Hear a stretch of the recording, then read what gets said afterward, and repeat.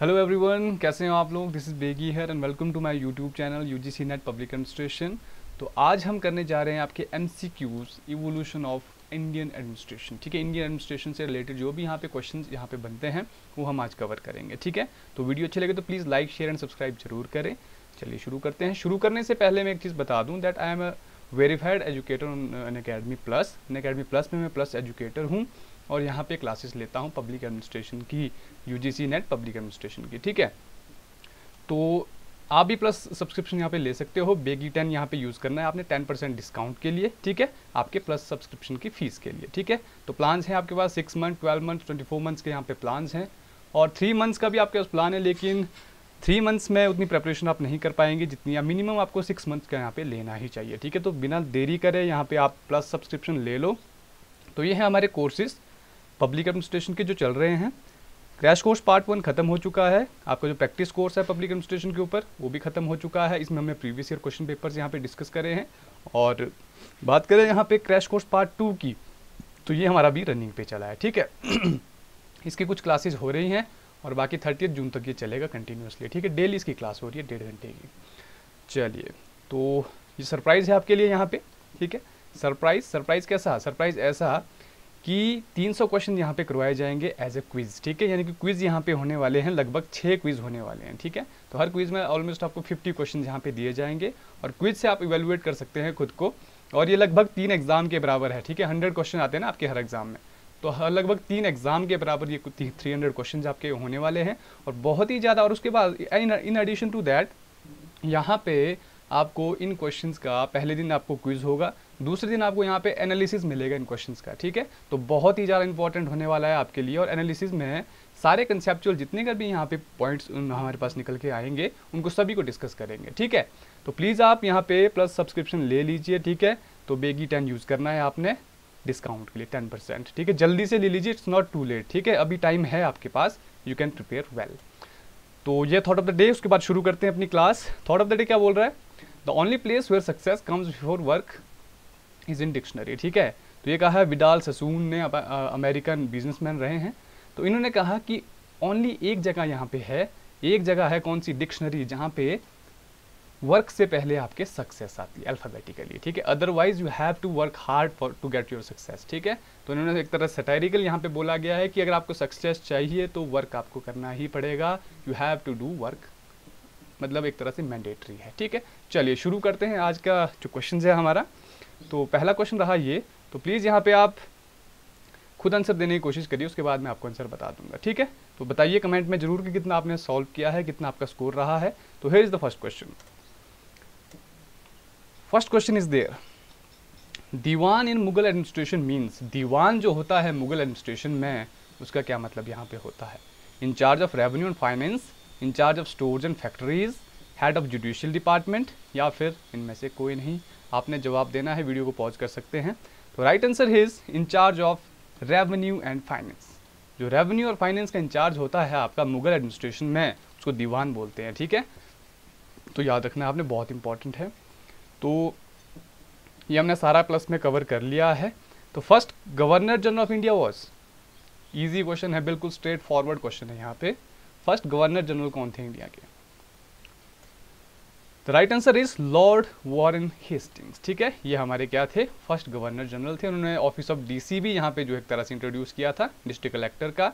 Lord Bentinck थे, Lord Cornwallis थे, civil services का आपके लॉर्ड कॉर्नवालिस ने दिया है। और आपका लॉर्ड बेंटिक ने क्या दिया, कमेंट बॉक्स में जरूर बताइए। ठीक है, चलिए moving to the next question.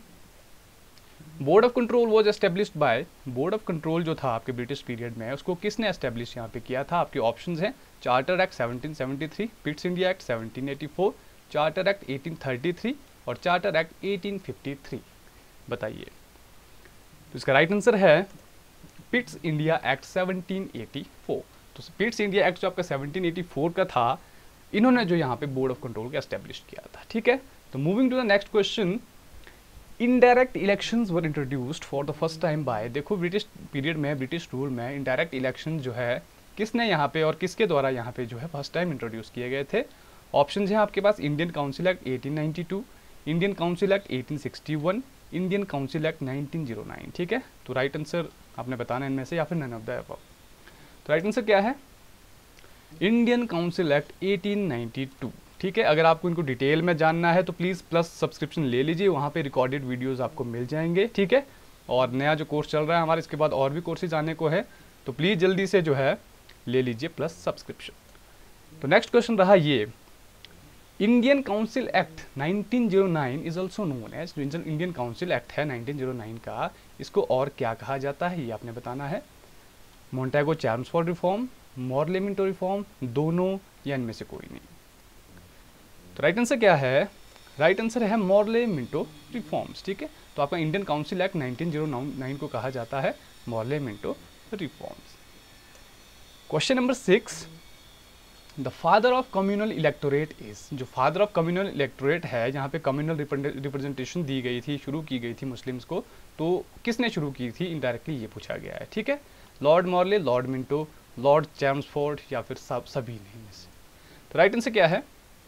Lord Minto. ठीक है, Lord Minto is also known as the father of communal electorate, क्योंकि यहाँ पर इन्होंने कम्युनल यानी कि कम्युनिटी बेस पे या फिर कम्युनल एक तरह से रिप्रेजेंटेशन की बात करी थी इलेक्शंस में। ठीक है, मुस्लिम्स के लिए जो माइनॉरिटीज थे। क्वेश्चन नंबर 7 क्या बोल रहा है देखो, dyarchy was introduced by, simple से क्वेश्चन, यहाँ पे बेसिक से क्वेश्चन मैंने आपके लिए लाए हैं, इनका पता आपको होना चाहिए। ठीक है, डायरकी जो है किसने इंट्रोड्यूस करी थी? आपके ऑप्शन है government of India act 1919, Indian council act 1909, government of India act 1935, Indian independence act 1947। तो राइट आंसर क्या है? राइट आंसर है आपका गवर्नमेंट ऑफ इंडिया एक्ट 1919। ठीक है, इनको आपने याद रखना है प्लीज, तो बहुत इंपॉर्टेंट है आपके लिए। क्वेश्चन नंबर 8 क्या बोल रहा है, tenure system was introduced bye, very interesting question. Tenure system, जहाँ पे टेन्योर यहाँ पे क्या है, एक तरह से फिक्स किया गया था ऑफिसर्स के लिए, जो भी आपके सेक्रेटेरिएट ऑफिशियल्स होते थे, सिविल सर्वेंट्स होते थे, उनके लिए एक तरह से टेन्योर सिस्टम यहाँ पे इंट्रोड्यूस किया गया था। किसने इंट्रोड्यूस किया था? लॉर्ड कैनिंग, आपकी लॉर्ड कॉर्जन, या फिर resolution of government of India, या फिर इनमें से कोई नहीं? बताइए जी। लॉर्ड कर्जन, लॉर्ड कर्जन ने यहाँ पे टेन्योर सिस्टम जो है शुरू किया था। ठीक है, office of district collector was introduced by, जो ऑफिस ऑफ डिस्ट्रिक्ट कलेक्टर है, इसको किसने इंट्रोड्यूस यहाँ पे करा है? Warren Hastings, Lord Cornwallis. अगर आपने लेक्चर अच्छे से सुना हो तो मैंने एक बार रिपीट भी कर दिया था लास्ट, अभी लगभग फर्स्ट या सेकंड क्वेश्चन में। तो इसका राइट आंसर है वॉरेन हेस्टिंग्स। ठीक है, तो वॉरेन हेस्टिंग ने जो है ऑफिस ऑफ डिस्ट्रिक्ट कलेक्टर यहाँ पे 1772 में एस्टेब्लिश किया था, इंट्रोड्यूस किया था। ठीक है, तो moving to the next question, office of divisional commissioner, देखो दो चीजें हैं यहाँ पे, एक डिस्ट्रिक्ट कमिश्नर है, सॉरी डिस्ट्रिक्ट कलेक्टर है, एक है आपका डिविजनल कमिश्नर। तो डिविजनल कमिश्नर यहाँ पे किसने सेटअप किया ये बताना है आपने। ठीक है, डिस्ट्रिक्ट कलेक्टर तो हो गया वॉरेन हेस्टिंग्स, तो डिविजनल कमिश्नर के बारे में बताइए। Lord Cornwallis, Lord Ripon, Lord Bentinck, या फिर इनमें से सभी?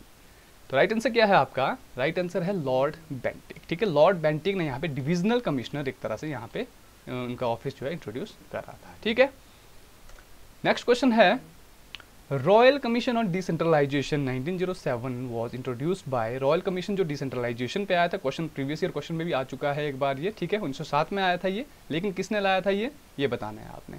लॉर्ड हेस्टिंग्स, हॉब हाउस, दोनों, या फिर Lord Cornwallis? Very tricky question. तो राइट आंसर है हॉब हाउस। ठीक है, तो हॉब हाउस थे जिन्होंने रॉयल कमीशन ऑन डिसेंट्रलाइजेशन जो है यहाँ पे लाया था 1907 में, 1907। ठीक है, तो नेक्स्ट क्वेश्चन रहा ये, system of budget in India was introduced in, budgetary system कब यहाँ पे इंट्रोड्यूस हुआ था इंडिया में, ये आपने बताना है। ठीक है,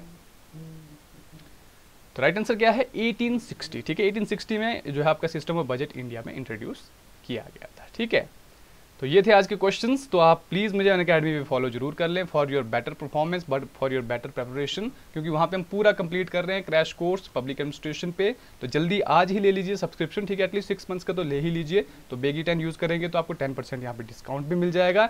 तो ये हमारे जो है रनिंग कोर्सेज हैं, साथ ही साथ जो हमारा क्विज कोर्स है वहाँ पे लॉन्च होने वाला है, हो चुका है लगभग, आज शाम तक लॉन्च हो जाएगा। तो वहाँ पे अगर आपको एनरोलमेंट चाहिए तो आपको प्लस सब्सक्रिप्शन लेना पड़ेगा। तो उसके लिए बेगी 10 यूज़ करिए, प्लस सब्सक्रिप्शन लीजिए और अपनी तैयारियों को अच्छे से करिए। ठीक है, तो क्विज़ का आपको बहुत ज़्यादा फायदा होने वाला है। तो please take plus subscription for your better preparation. चलिए फिर, वीडियो अच्छा लगा तो लाइक ज़रूर करिए। Thanks for watching, have a nice day.